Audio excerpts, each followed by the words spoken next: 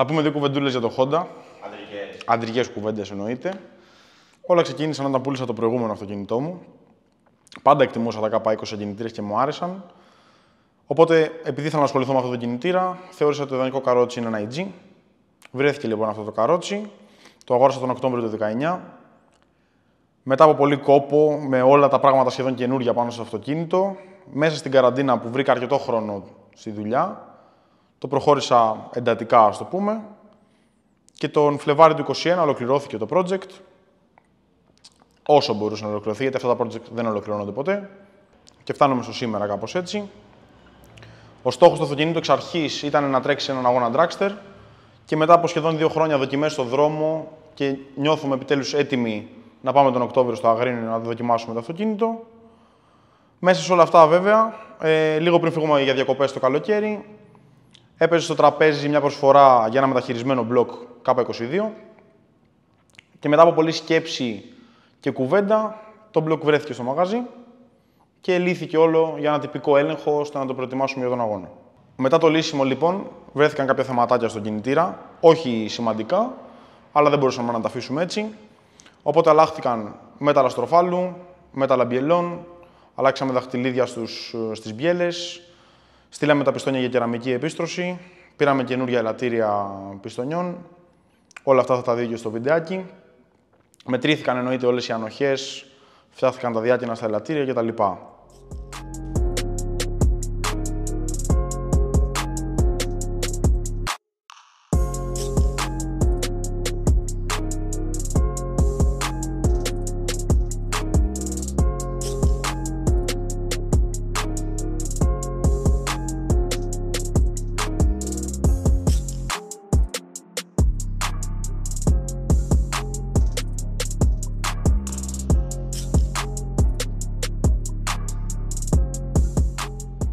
Και κάπου εκεί ξεκίνησε η πίεση του χρόνου. Το μαγαζί έκλεινε 4 Αυγούστου για καλοκαιρινές διακοπές και εμείς ακόμα είχαμε ένα μοτέρ λυμμένο. Και το μοτέρ, το αυτοκίνητο, ακόμα πάνω στο αυτοκίνητο, το δίλητρο. Οπότε 5 Αυγούστου ξεκινήσαμε, μοντάραμε τον μπλοκ όλο. Κατεβάσαμε το μοτέρ το παλιό από το αυτοκίνητο. Λύσαμε το μοτέρ, γιατί τα περισσότερα πράγματα από τον κινητήρα τον δίλητρο έπρεπε να μπουν στο 20διάρι. Όπως το καπάκι, η κεντροφόρη, τα πάντα.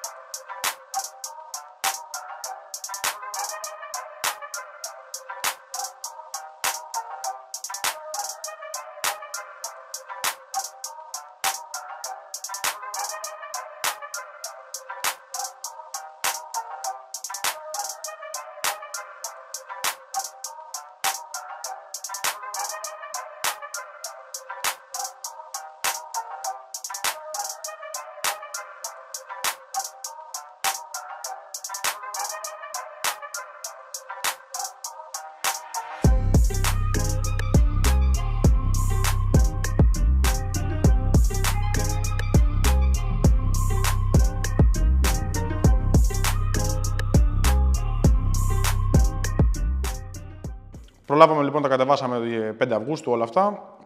Κυριακή δέσαμε όλο το μοτέρ και φύγαμε διακοπές και εμείς να ξεκουραστούμε.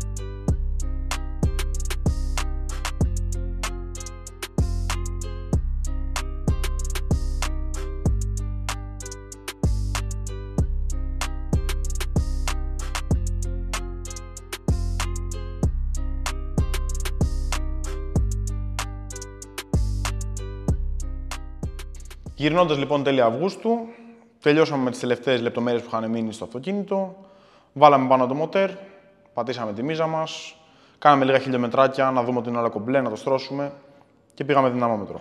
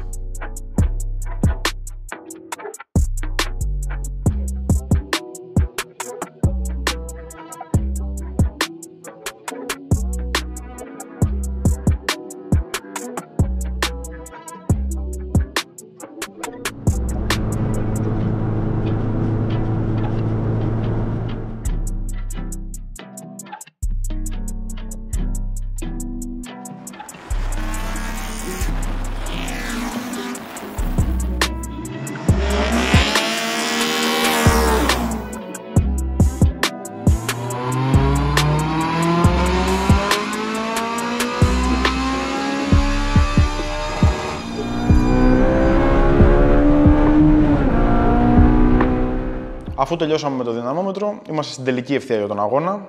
Έχουν μείνει μικρές λεπτομέρειες. Έχουμε να φτιάξουμε μια ποδιά που είναι υποχρεωτική από κάτω σε περίπτωση ζημιάς να συγκρατήσει τα λάδια του μοτόρ και του σασμάν. Να βάλουμε ένα πυροσβεστήρα μέσα. Να πάμε μια ευθυγράμμιση και ζύγισμα του αυτοκινήτου με τα μπαλόνια να δούμε ότι όλα χωράνε και είναι έτοιμα για τον αγώνα.